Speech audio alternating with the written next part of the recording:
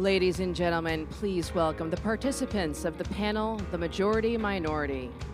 Conservative activist and founder of 10X Strategies Consulting, Maggie Nicholas.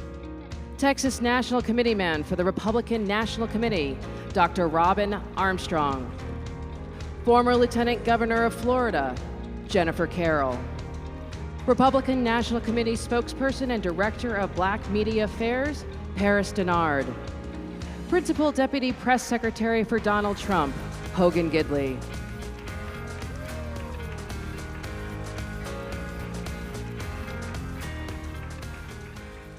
Good afternoon, everyone. Yes, are you guys having a great time? Do we see diversity in this whole weekend? Are we divided like the left said? Exactly. We have a great majority-minority panel for you. I won't take too long, but I just want to say we're celebrating Juneteenth today. And we have, yes? And in the Black community, we understand that only people who respect us can celebrate that and claim it. We have Joe Biden, who claim it as a holiday. Do we really care when somebody like that just consistently derogatory remark toward our great community? Absolutely not. So we say, this is the memo for the holiday that Joe Biden claimed to be the holiday for us, Black community. Donald Trump said, "You're welcome."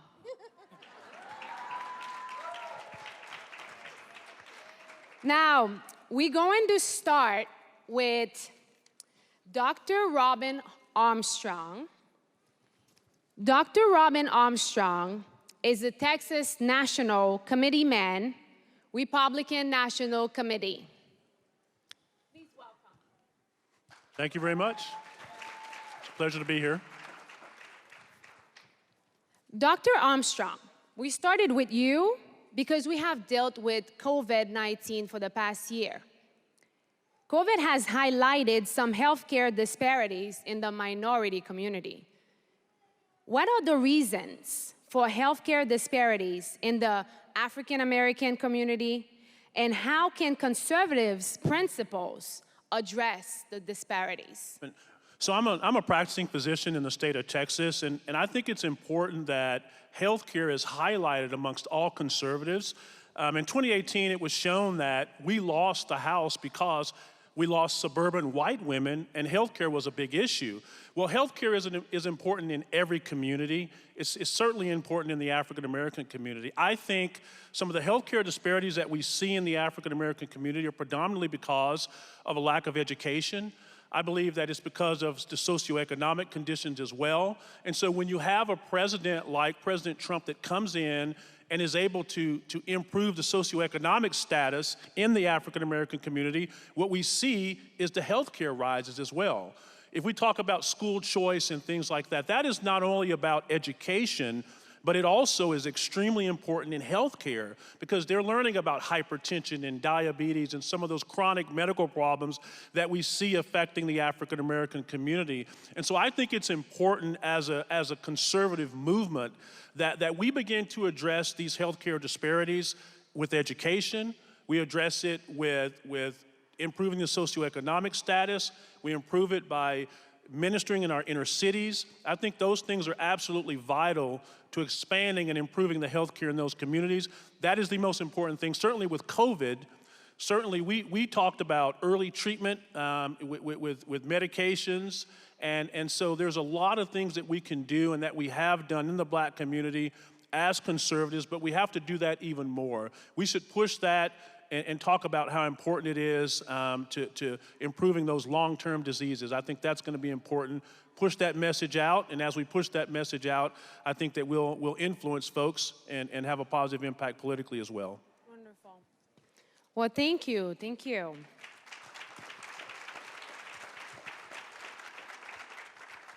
And I'd like to introduce Jennifer Carroll, former Lieutenant Governor of Florida.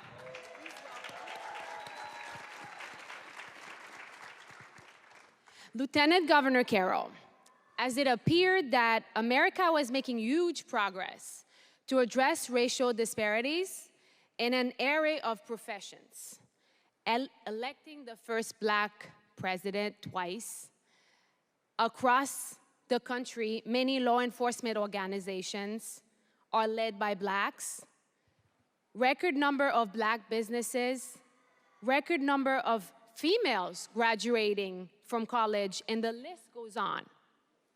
Of late, it appears that we've gone through a time wrap back in history, giving the appearance from the rhetoric that Blacks are still enslaved or still living under Jim Crow laws.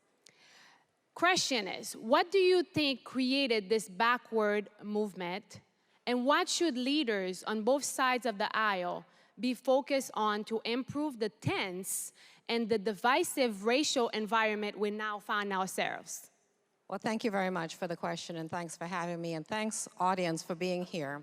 I think it's very important for the Republicans to embrace their history, to know their history so that we can take back our history. Juneteenth was because Abraham Lincoln, Republican, emancipated the slaves along with the assistance and help of Frederick Douglass, who encouraged him to end slavery. So when people want to embrace something that it was Republican-led, let's take back our history and claim it or reclaim it. That's right. Of late, we're hearing all of the racial components. Everything is racist. I say everything is racist and nothing is racist. I, as a Black American, by way of being born in Trinidad, West Indies, migrated to this country, my parents coming through this country legally, through the process, assimilating, joining the military, spending 20 years rising from the ranks of a jet mechanic to retire as a Navy lieutenant commander, highly decorated aviation maintenance officer. I wanted to give back to my country because my country gave myself and my family so much, and that's what immigrants are all about.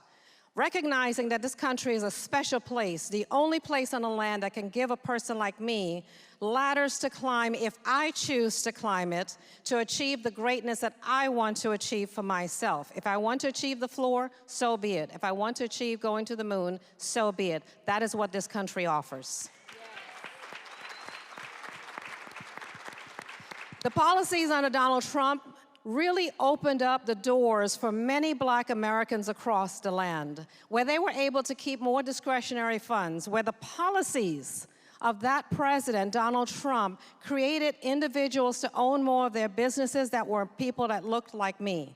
People had more money in their pockets to save for college education, going on family vacations, and doing whatever they want with it. The reduction of the taxes enabled people to encourage them to work more, be more innovative, so that they can keep more of what they earned. But all of those things went away, and I believe it was by design, because they saw that Blacks were now individually thinking and not waiting for any one party to hand them any doggone thing for their lives and their families.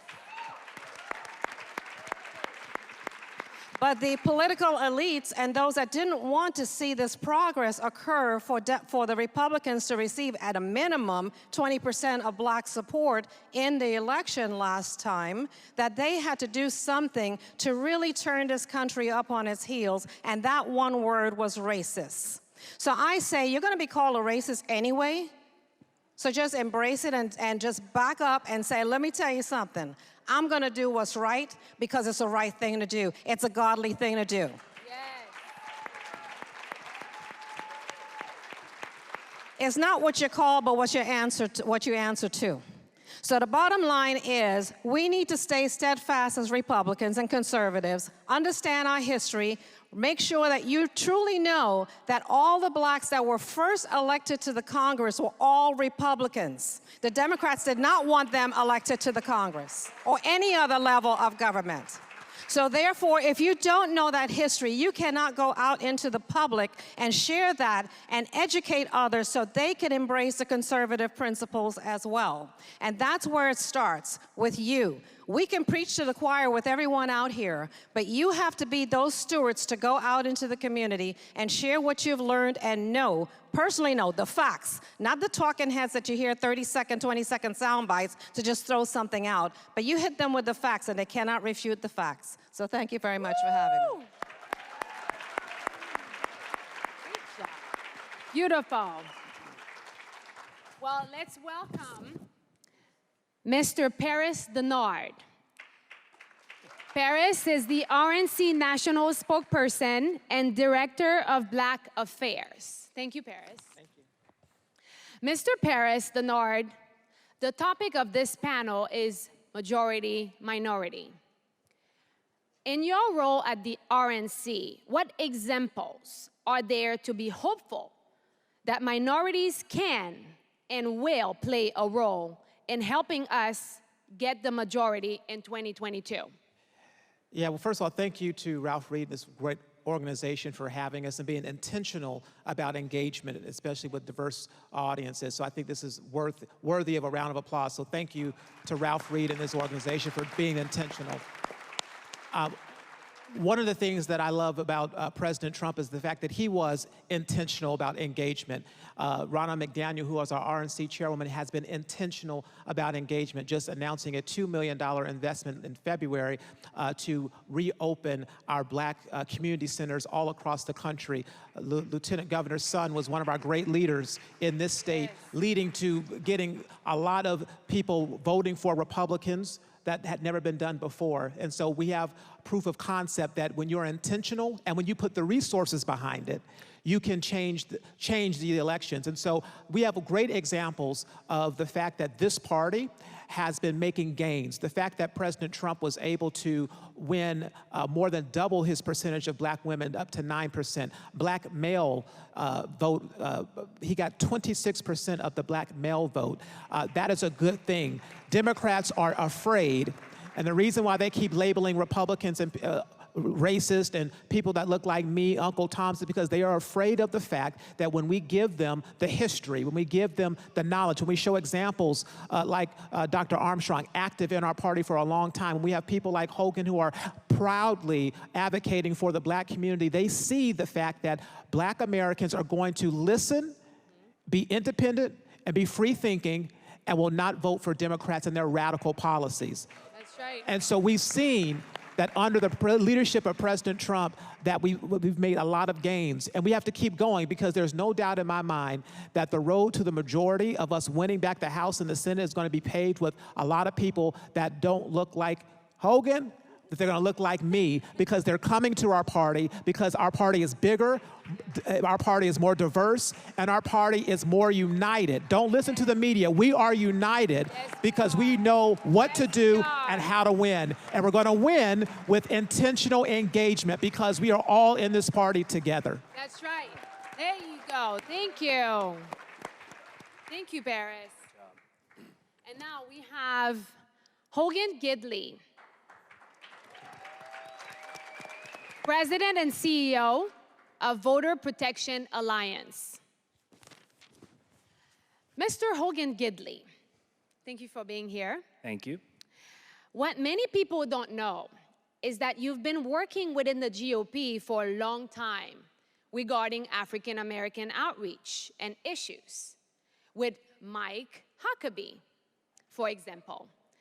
Can you talk about how those experiences lead to work for our best of the best president, Donald J. Trump? Can you give us a little? Absolutely. Thank you so much. I appreciate being on this panel. And to be honest, folks, I wish you could have been backstage listening to us talk, because they're a little bit more fiery.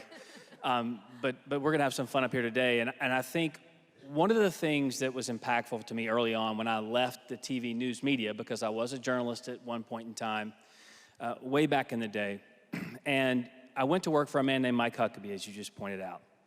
Now, Governor Huckabee was so impactful in my life. And one of the things that made me love the man even more was the fact that he wanted to improve the lives of everybody in Arkansas. He was the governor of that great state.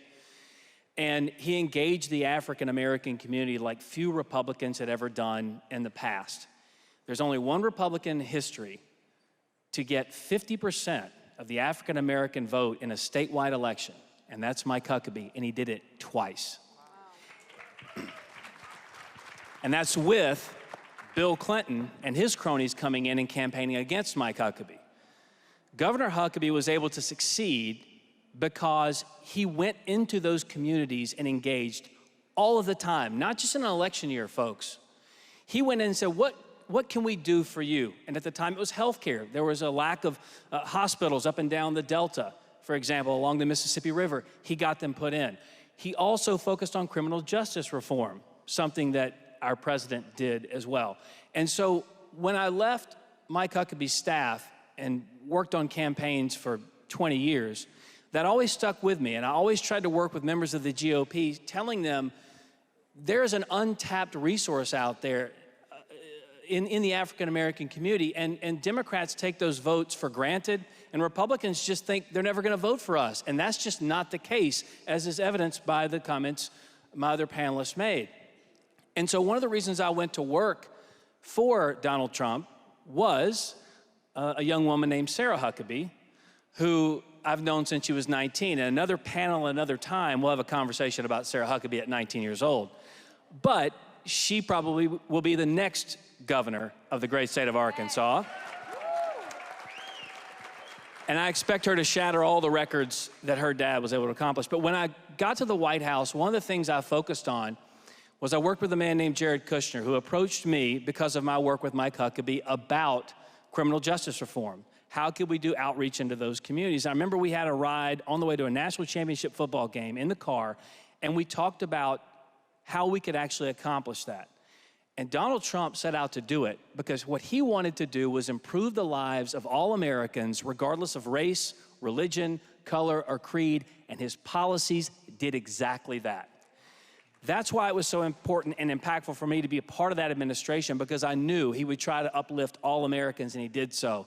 So when he instituted opportunity zones in our inner cities, where you saw a higher percentage of income growth by 8% in those communities than anywhere else in the country, when he funded HBCUs at a level we'd never seen before and actually codified it into law so people didn't have to come to the White House every year and ask for more money, he said, we're gonna do that for you in law. When he passed criminal justice reform to right some of the wrongs of the past and make sure that rehabilitation was part of your incarceration and that you had something to look forward to, you could get out of prison if you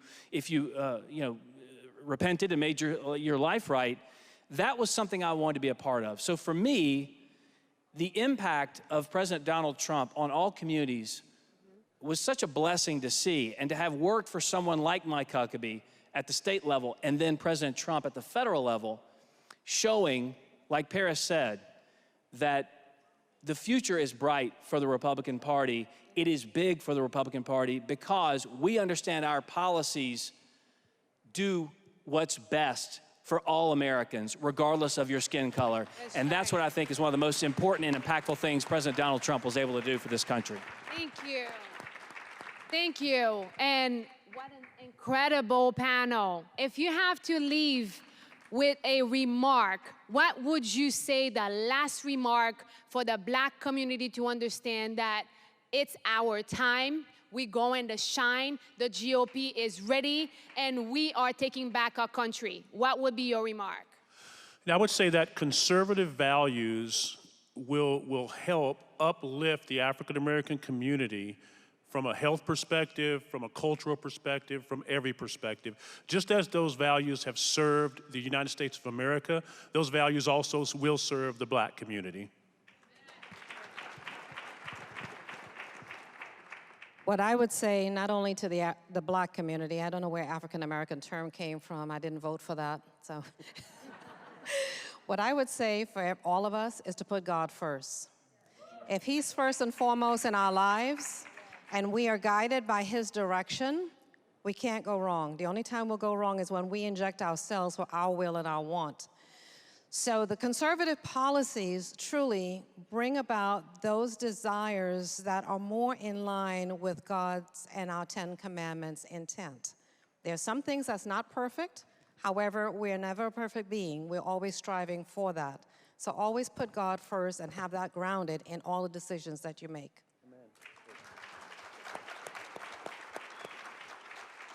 I would tell, and I do tell the black community when I'm speaking to them on a regular basis, whether it's on news channels or in the press, is that you have to vote your values, and you have to vote your interest.